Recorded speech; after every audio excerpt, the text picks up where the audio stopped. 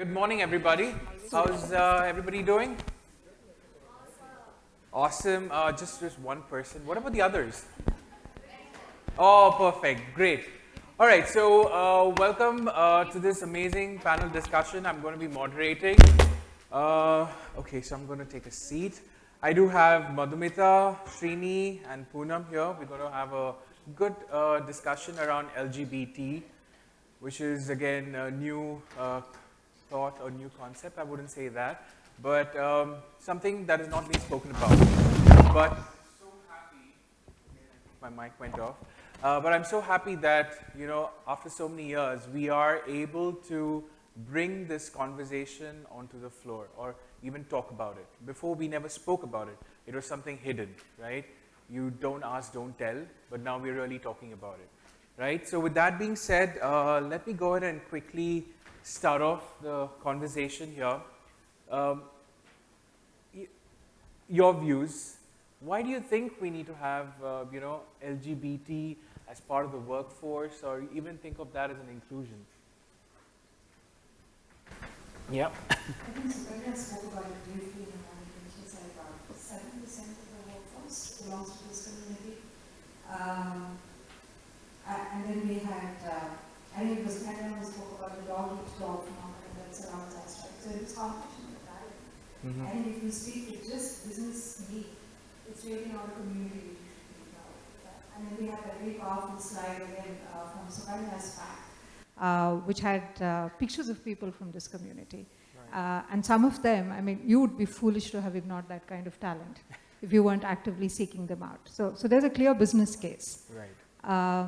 And then the stuff that Danya spoke about, right? Authenticity, our values, empathy. So even if I'm not the very business commercial acumen kind of a person, even if I'm completely motivated by humanitarian grounds, it's the right thing to do. Okay. What about your thoughts, Srini? Hi, good morning. I would do a +1 on what she said. I think end of the day, it is about talent and skills. Irrespective of gender, irrespective of your abilities, race, ethnicity, orientation, gender identity, end of the day, what the person brings to the table is the sheer talent and skills. What the person background is, socioeconomic and all that, probably makes no sense, because the work that we do requires to focus on the talent and skills. And there have been some great comments on why to focus on the uniqueness, why to leverage that, have a voice, and create your own brand. So Okay, Madhu? Right. So I'll add on, I think absolutely to what Poonam and Srini both have said. I just want to also highlight a few things which is important to understand. One is the large spectrum of the community may be invisible. You may not see the person and realize whether they belong to the community or not. But that does not mean that you do not look at how do you include them. Because many a times I've had leaders and people come up and say that, they're not visible, we don't know.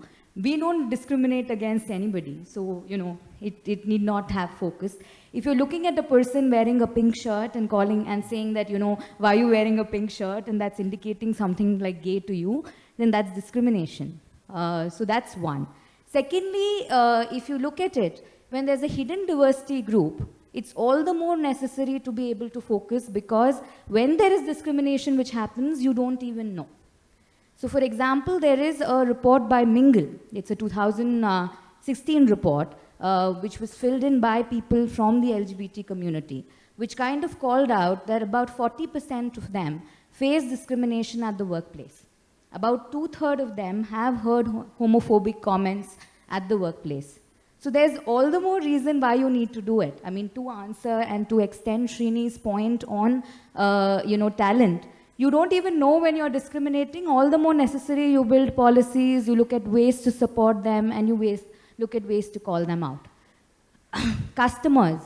Many of your customers, many of your people who buy from you may belong to the LGBT community. And many of us who are part of the community or close allies can tell you that there's definitely an affiliation. When you see a Myntra ad, when you see an Urban Ladder ad, when you see a PNG ad which covers the community, talks about the community, says we recognize the community, there's definitely and definitely, at least personally for me, to buy from that brand. Right. So there are all these reasons to do it. And I don't know of a reason why not to do it. So. All right, so great. So 3 comments, but I would also like to add is that a person from the community, I'm an open out gay employee at my organization. Why is it really necessary is for the fact is we just want to be, who we really are. As what Dhanya said, bring your authentic self to work. When I was not out, I never was able to bring my authenticity. There was, as what she clearly said, that I was always trying to hide, fake, trying not to talk about my weekend. Yes, that was the worst thing. And, the whole fact was I was not able to really give my best because I was always thinking, hey, what is my colleague going to think about me if I do this? Or if I wear this t-shirt, or, if I maybe walk differently, are they going to comment? So I was more focused on that. And any opportunity for me to get out of that situation, I would do. Work gets over, I'm out. Because I don't want to deal with that whole conversation, right?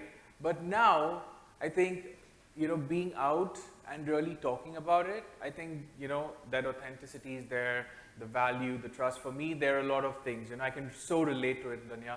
So thanks. But, the fact is we need that. Like how you speak about gender, how you speak about, people with disabilities. I think even talking about LGBT and making it a more, friendly workspace is what is really required, right? So with that being said, I would like to ask each of y'all, how was the journey for y'all to really start this LGBT inclusion at, your workplace or even outside your workplace in the community? Poonam, why didn't you start off with that? Okay, I think I chose the wrong chair. Shell has been in the country for a long time, but the specific business that I'm a part of is relatively young. We're just about 2.5 years old when Shell set up a technology hub just opposite, actually. And therefore, for us, it was almost starting from scratch. So the point was, globally, there seemed to be enough commitment. There was the right amount of intent. But when we sat down to try and adapt some of that global context into how we would do things here sitting in our Outer Ring Road office, the reality seemed a little different, right? Straight from the legal environment around this and the thousands of myths that exist around the interpretation of the law, to the social taboo around the topic, right? And the third obstacle that Madhu referred to is that the community is not easily identifiable, right? So the empathy that Dhanya spoke about is difficult to call upon, yeah? So when you put all of that together, you suddenly have a challenge of a very different flavor. Having said that, I think what Seema spoke about in terms of making sure that when you start off in any segment of diversity, there are a number of things that need to happen together and not in sequence. And those things essentially include all the elements of any kind of an organizational change effort that you would do. So you would have to look at leadership. You would have to look at engagement and communication. You would have to look at visible metrics and targets that you would measure success on. You would look at structure and processes that support the intent, otherwise that would just degenerate into lip service. So that's what we did. We broke it down into these pieces around leadership commitment, around communication, sensitization, around measures for success, around what kind of policies and infrastructure requirements we would need. And then we set about to understand under each, what are the first things, what would be the plan for the first year, what would be the plan for the second year. But I think the biggest challenge I had around this employee resource group versus what we did for, say, women or people with disability was to get people involved to work with us. Because the last thing most of us in HR want is for this to become an HR thing, right? Yeah. I think it was Sukanya or Seema, one of you asked how many HR professionals, and then you breathed a sigh of relief when you saw that there were business people in the room either. Because it's usually the HR guys who seem to have the conscience. And I'm sure, and I know that's not true. So how do you really get your employees to put your hands up for something like this? I think those were some of the key things we try to navigate when we kick started. All right, great. Srini? Yeah, so I would say I had the privilege to work pre and the post, Supreme Court's judgment in 2013 in companies before and company now. Yeah. So I've seen the shift from a very open boardroom conversation to a very hush-hush conversation post the 377, Section 377. So those of you who are not aware of Section 377, please look up and we would talk about it in our conversation as well. But the idea is you could look up more, engage with your legal teams to understand and break it down, because in our, I think all of 4 of us and more in this room, what we have encountered or come across is either people have very little information and understanding about Section 377, or they're ignorant about Section 377, or they have got it absolutely wrong about Section 377. So Srini, let us ask that here. Yeah. So how many of you all know about Section 377? With the raise of your hands. Okay. What do you think? Hold on. How many of you don't know about Section 377? You're hearing for the first time. Okay. Okay. All right. And there are a few people who are on the fence. Yeah, they're like, oh, let me I not know, raise but my I don't know. hands. Yeah, okay. So that's the point. Thanks, Suresh. That's the point that in this room, you have probably 30% of Yeah. people who have probably heard of Section 377 for the first time. First time. And the point, quickly making the comment on my engagement, the companies that I've worked, I've seen the transition, and I've seen if I look back of early 2014, and if we were to have a conference that time and have this topic, probably the room would have had about 5 people. Yeah. What gives us confidence that, that now we have over 100 people sitting in this conference, kind of listening to the conversation and making that effort and showing the commitment to have this conversation in your respective organizations. So there are a lot of work that I have done in my organization to, and to Poonam's point about whether it's sequential or whether it is an inclusive, for me what I've seen has worked is it should, probably for me it never worked in sequential way. When I say sequential, what I mean is, let's do gender first, then we'll go to generation, then we'll go to people with disabilities. I mean, that will take a lifetime and you won't move a needle on that. So it has to be an inclusive if you want to really seriously want to make an impact to your organization culture. And ERG plays an important role to what, adding on to Poonam said. So there are a lot of opportunities, a lot of materials and research and news that you come across, and we would talk about the other aspects in the next set of questions. Right. Yep. Yeah, so, similar to what Srini and Poonam said, one of the things I told the people who invited me was, you have Srini and Poonam and Suresh on the panel, why do I need to be there? Oh, no. But anyways, so coming back, so I think it's similar. I just want to also qualify, in addition to Section 377, there is the NALSA judgment and the Transgender Rights Bill. Which also you may want to look up. We might not discuss it in as much detail as it warrants, but it is important. It identifies the transgender community, and that's why in the PF forms, many of you are HR people, if you go and look it up, there is a transgender column there. So it's also the right thing to do from a legal standpoint. So that's something that I want to add to what was being said.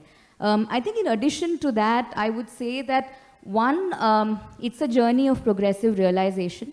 It's not like you set up a beautiful charter and the charter will exactly go the way you want it to. So as you go through it, you need to make changes. That's one. Secondly, which is first? Should I look at focusing on policies first, then look at building an ERG, then look at doing something else? To what Srini said, I have seen absolutely, you don't have one sequence to the whole thing. Even between communities, you don't have a sequence, and even within the journey, you don't have a sequence. So for example, in one of the places that I consulted with, we started with just getting people to walk the Pride March. So that is how we started, and then it went on to many, many other things. And ERG possibly was the last thing that we did. In some other place, we started with the ERG, and we started with events for the leadership, and then went on to do other things. In all of this, the one thing that I do want to call out is leadership commitment and business commitment, is important. it doesn't stay its course unless and until that's there. And if you're somebody who's passionate about this, please also realize it's a slow and steady journey, but it will happen. So take joy in every single, and celebrate every single achievement that happens, because it's a long journey, undoubtedly. So those are some additional points to what was already being said. All right, thank you. So I will go ahead and talk about Section 377. I think that's something that everybody needs to be really aware of. If not aware, at least know about it. So how many of y'all think it is illegal to be homosexual? In India. How many of y'all think, it's all right, go ahead, raise your hands. That's absolutely fine. Today we're learning, right? So let's learn. Go ahead. It's illegal to be homosexual in India. Raise your hands. Or just one. You can be LGBT. I wouldn't say T, but now, yeah, LGB. Okay, so do you all know what is the meaning of LGB? Go ahead, answer that. Yes, answer. I want you to answer. Okay, what does it mean? Sorry, cannot hear. All right, so yes, it is lesbian, gay, bisexual, transgender, queer, questioning. Then I is intersex, A is allies, right? So yeah, let's get familiarized with the whole, full form nomenclature for that. I know still there's a little bit of hesitation. Should I even say or not say, right? So we need to get forward, right? What is Section 377? Nothing but, it's called anything which is non-procreative, right? Non-procreative sex is considered to be unnatural, okay? So I don't know if I can mention this here, but yeah, non-penile vaginal sex is considered unnatural. So it is focused on us, yes, but it is also focused on the cisgender straight community as well. All right? So anybody engaging in the act and found by quite a few people, you can be booked under Section 377. Yeah, I mean, you need that. The law clearly defines that you need to have 2 to 3 people who have seen what you've done and, report that out and you go forward it. Then you can book them under Section 377, right? So this is what Section 377 is about. It is not about, a person identifying themselves to be LGBT. Today I can go out and scream out in the middle of the road and say, hey, you know what, I'm gay. Nobody is going to question me. Yes, the cops can put me behind bars for creating nuisance, but they cannot book me for Section 377, right? So that is the law. So I think from an HP point of view, the journey for me was to bring that awareness. Talk about it. Let other people also know what Section 377 is all about. And it is not against Indian culture. Whoever says that, please come and talk to me. No, talk to any of us. Like, right. You find it on our temples. You find it, you way back 12th century, 13th century, that's how Indian culture was. Yeah. And it was respected and it was inclusive. Yeah. Only somebody came and, messed it up in 1800s and... Let's talk about them. Yeah, they're the Britishers. And recently, she was speaking in the parliament, the prime minister, and she said, I'm ashamed that we created that law, and which leads to discrimination and everything. We've brought it down in our country, but it still continues to be a challenge for a lot of people in different countries. Right. So, yeah. So I think first and foremost, the first step, I think I would really, like to say that yes, the conversation has started. The next conversation that you'll need to do is bring awareness. All right, so just talk about it. I think it is very, very important as HR professionals and the business leads. I think the business heads also need to start taking the ownership to talk about it. Get more information. As what Madhu said, be a part of the events. So we have pride marches everywhere now. Predominantly before it was at some of the, cities or the metros, but now it's gone into smaller towns as well. So go ahead, find out, be a part of it. I know a lot of them would also have this question in their mind. Now, if I start supporting people from the community, am I going to be branded as somebody, like maybe I'm the fence myself? I'm just trying to help or support. That's absolutely, people are going to keep thinking about that. That's absolutely fine. They may think what they have.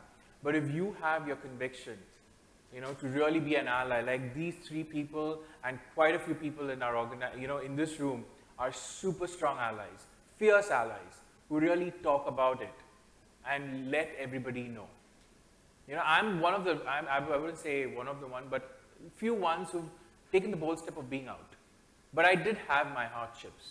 Not that I didn't have, it was not a piece of cakewalk that I just said, I walked up and said, I'm gay, and everybody's like, oh wow, congratulations. No, I did have my, places where there was discrimination, but I took that as a challenge myself to go educate people.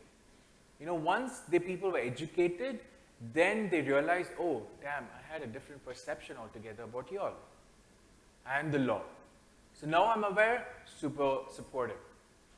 Now I can openly go ahead and have a coffee conversation while, like what Danya said, people talk about their weekends and, I went out with my husband, wife, and it was great. I go ahead and talk about my partner as well there and make it as normalized, normalize a conversation, which I'm able to do because I was able to create that awareness. I was able to go ahead and openly talk about it. So that awareness building session was what really started at HP. And, for multinationals, yes, it is as, a global policy to be non-discriminatory based on sexual orientation also. But in India, to implement that, a lot of people had questions about bring more awareness. Everybody has to be aware. And leaders should, really be behind this. Talk this during your, business review meetings. Have a conversation. That's absolutely fine. And bring programs into your conversations. There is something called Global Pride Month in June, which is celebrated across the world. In Bangalore, it's during November when we have the Pride marches, right?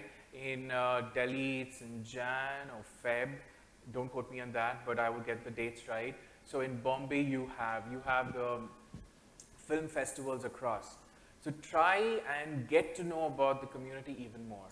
And then that will give you all the conviction to go ahead and talk about the community and tell everybody what it is really about. Okay? So, so moving on. Sorry, I will keep going on and on with this. So the next question is, like the other minority groups here, a lot of them also would think, why do we have to really give them that special quota? Why do we have to give them special privileges? What are your thoughts around that? Is it required, not required? So I think, there is no reservation, there is no question about, we are making a separate channel or a different channel to bring,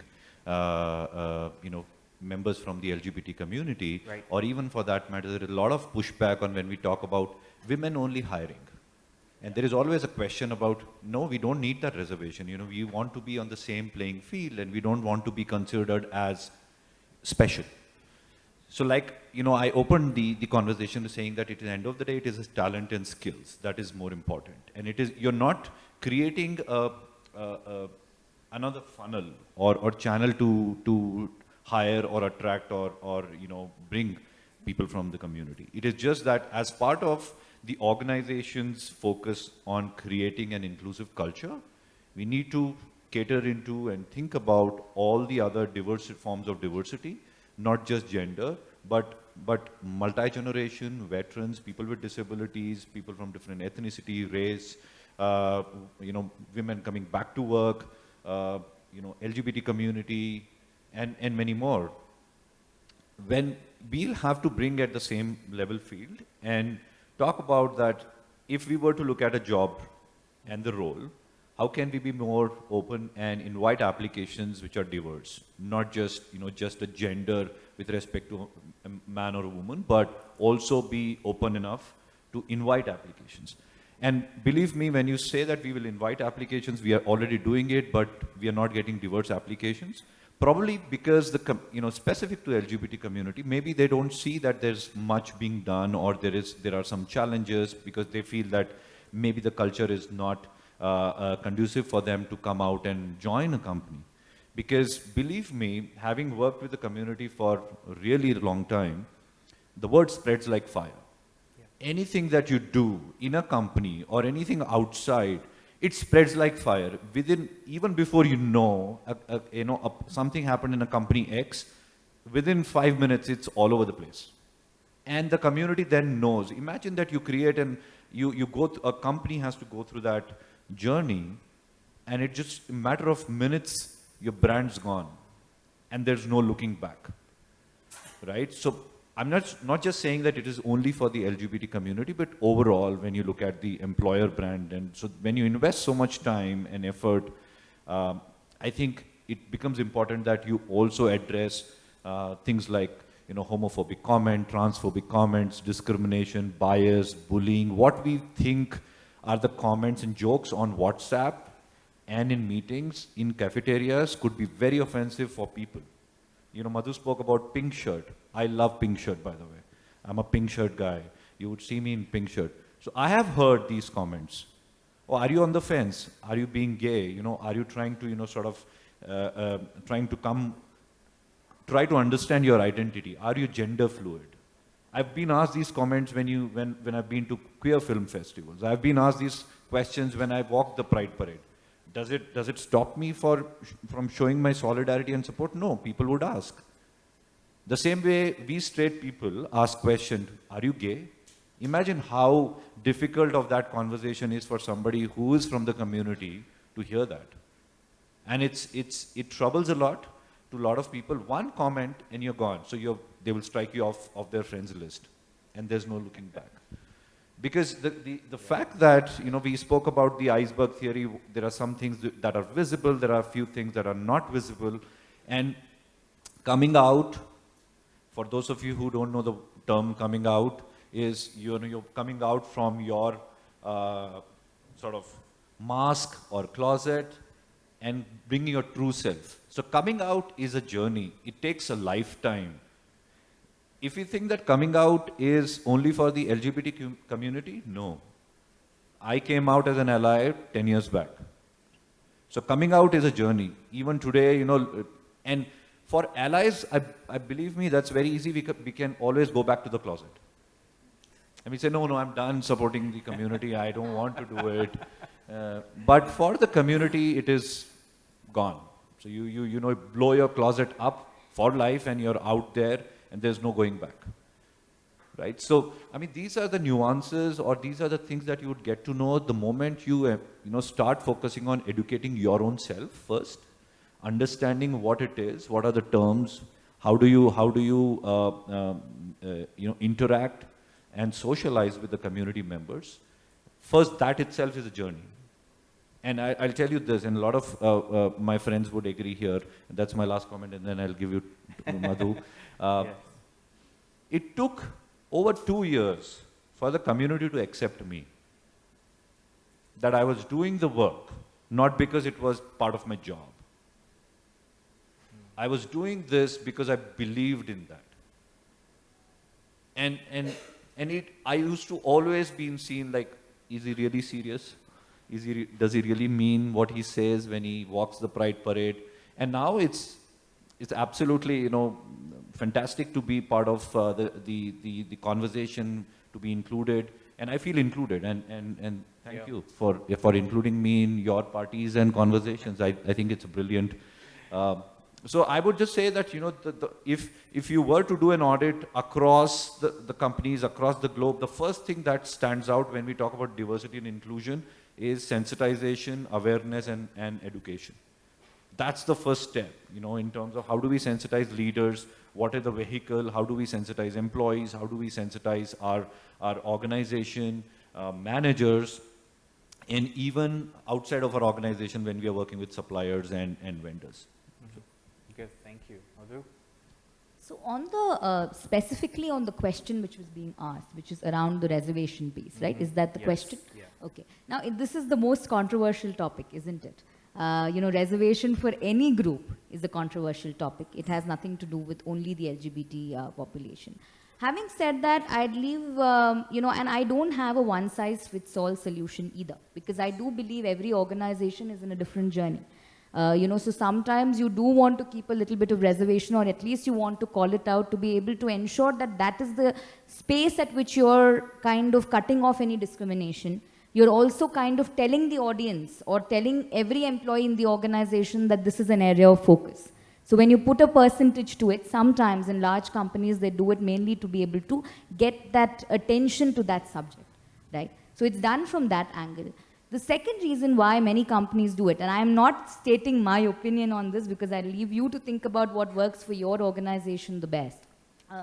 The other reason why many companies do it is because, I think in the morning, Seema spoke about and gave an example of a transgender person and the kind of discrimination they faced at the workplace.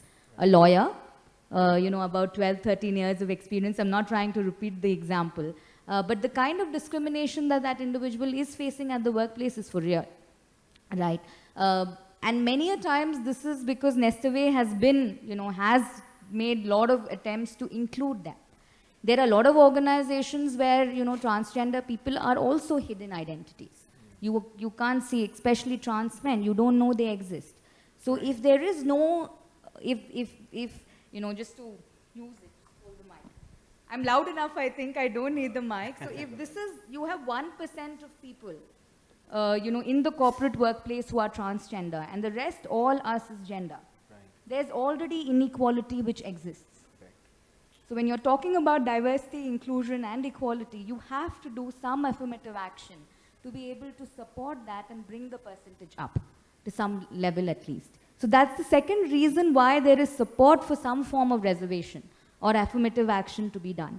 Having said that, to Srini's point, and absolutely agree with him, the first step, or maybe one of the key steps, especially in spaces like LGBTIQ, is awareness and sensitization. It has to begin from there.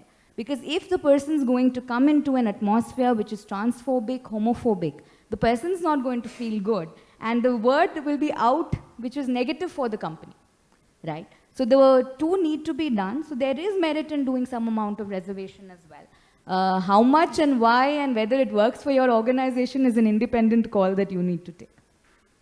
Great, thank you. Poonam? Yeah, I think both Srini and Madhu have spoken about what should be done. Just something that you should probably take care to not do, and that's based on mistakes that we've made on our journeys, is at no point in time should any of these communities, and it's not just LGBT, feel that it becomes a question of entitlement. Because then affirmative action degenerates. And the backlash will do much more harm to that community than whatever little good you may have achieved in that brief span of time. So just watch out for that. It should never become a case for entitlement. The meritocracy cannot be removed from the conversation at any point in time. All right, great. So if I can summarize as to what are the key takeaways for the people here at the, who are attending, is first and foremost, be aware, right? Be aware of the community, the law, and the aspects of that. Sensitization, right? So go ahead and try and sensitize the people around you. Try and ensure that if you hear any, homophobic jokes, be the first one to say, I don't think so, that's right. It is offensive, it's not the right thing to do. And then last but not the least, I think the leadership team should really get together and drive this. Not as an agenda, but for your employees to be themselves, right? Did I sum that? No, one more point, Okay, I think, go ahead. which you brought, is the legal landscape. Yes. Please, and I request, that's the first step. Unpack the whole myths about Section 377, NALSA, Rights to Privacy Bill, Transgender Bill, and many more. Right? So I think the moment you have an understanding about what the law says, that brings the credibility when you walk into a leadership's room or in the boardroom, and then you say, you know, this is the right thing to do. All right. And because I'm not from the, you know, HR. Okay. Yes, Madhu. So, given the number of HR people in the room, I do think it's important to qualify a little bit on the policies and the benefits as well. So, one is to ensure that your equal opportunity policy and your non-discrimination policy specifically, and again, I think Seema had an excellent example, calls out gender identity, expression, and sexual orientation. Right. So, that is one that I would specifically call out. The second is to make sure that your dress code policy says that you can dress as per your gender identity and your expression. That by itself will tell people that, you know, if I'm a transgender person and I want to cross-dress, or if I'm I'm a cisgender person and I want to cross-dress as well, that's allowed. The third is to make sure you have a gender-neutral washroom. So for example, it's as simple as this, right? You use the washroom in Novotel that has a people with disability symbol on it. So there is a gender-neutral washroom that exists. If they also put all identities there and say that anybody can use this washroom, that by itself makes it accessible, usable for people. Because for a lot of transgender people, one of the biggest hurdles they face is which washroom do I use? Right. And this is useful also on a family day when a father comes with his daughter, right? So it's all inclusive and it's for everybody to look at. Your prevention of sexual harassment policy. The law may say that it's towards women, and women are the ones who are being perpetrated, but make sure it's gender neutral and it's LGBTIQA friendly. Please make sure that your internal complaints committee is trained, in this aspect. These are some simple steps that one can take, to be able to ensure that, even if you're not out there talking about it extensively, you're ensuring enough cover. And please understand, in each of these, what you're actually doing is unintentionally excluding when you're not including. Right.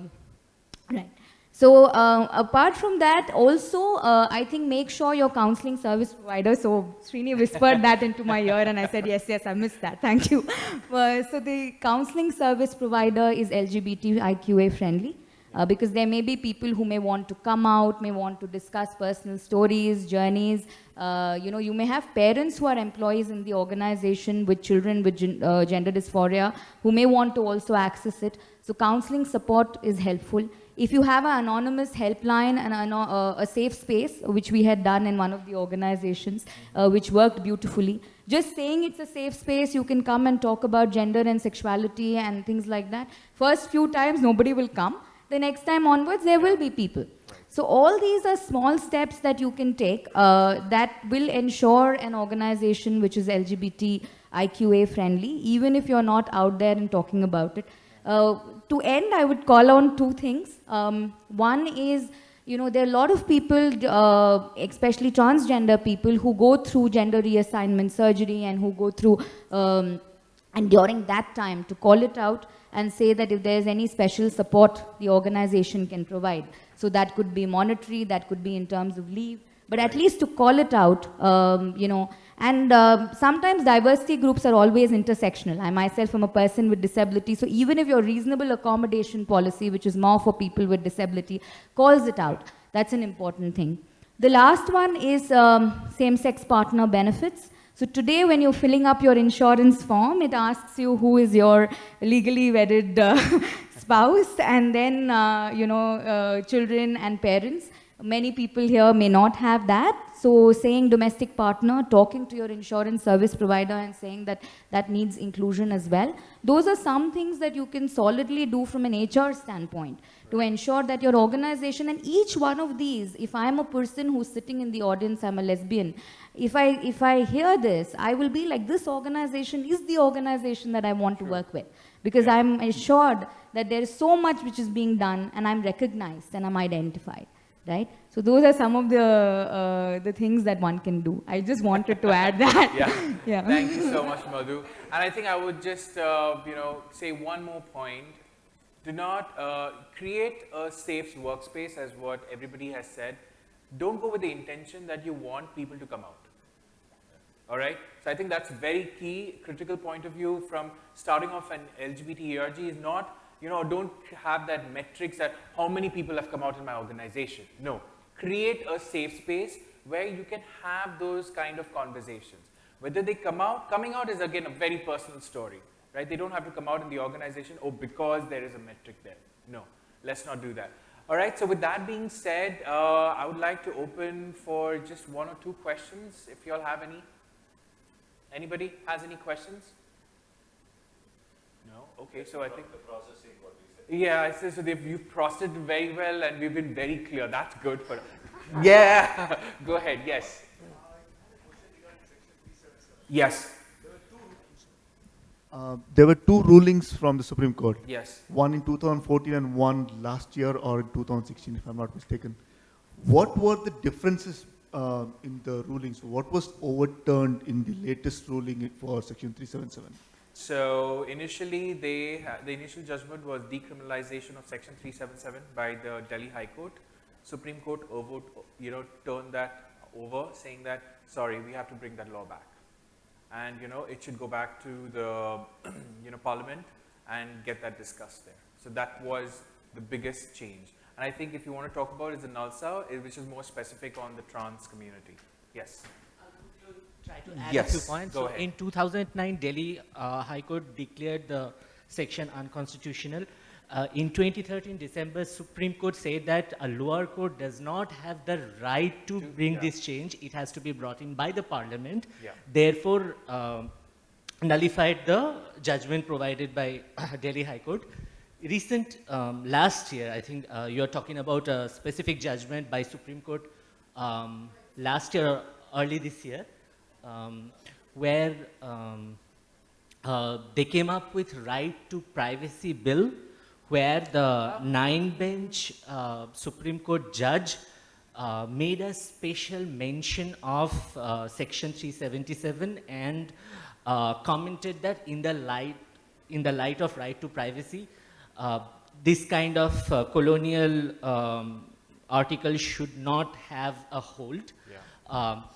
And after Supreme Court judgment in 2013, there has been several petitions filed and a writ petition, at least two petitions, and one of them is a writ petition, are actually accepted by Supreme Court, and that is pending hearing by a five-judge bench. Right. All right, great. So, any more questions? Yeah. Hey, this is Sanjay from Dell.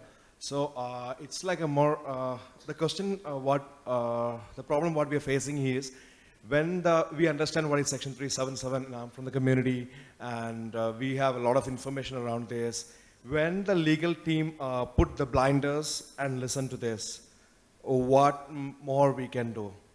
You try to convince them, you go give all the statistics and you show them the resources. You give the example of other companies doing, I'm talking about particularly in India. Still, at the end of the conversation, they, when they stop the conversation by, we have to go with the law of the land. Right. In that case, how can we proceed with this conversation? Okay, I can take that. I think the law of the land clearly does not stop us from having ERGs. It does even mention in the law that you can, as organizations, they can go ahead and support this. So that's what he's saying, that the legal team says that it's law of the land which is illegal. Yeah, so we need to go back and say that we are not talking about supporting the act. It is about supporting an individual for who he is. The law clearly does not talk about, identifying yourself as who you are. Yes. My question is mostly how to approach, the legal team. Okay. Even after approaching them. Yeah, okay, then maybe the people. No, I think Madhu will give you a more rational response. Mine was more reactive when I said the law talks about unnatural acts of sex. Yes. And I mean, honestly speaking, unnatural or otherwise, I don't expect employees to have sex at the workplace. Yeah. So how does That's it right. matter whether you're straight or not? Yeah. Yeah, I'm sorry. Madhu, you can give the more. So, hey Sanjay, so I think what might be a good thing to do is to get a legal person to talk to them. So there is, for example, the Alternate Law Forum, Yes. which has a lot of legal people. There are a few other lawyers, I mean, all of us would be aware of. So getting a legal person to talk to a legal person may create some buy-in. So that's one possibility. The second possibility is to get them to forums on diversity and inclusion. So many a times the way I have done it, honestly, is I have not done an exclusive session on LGBTIQ inclusion because most of the organizations I've been a part of, at some level or the other, face this challenge. So in that entire spectrum of conversation, you have conversations on every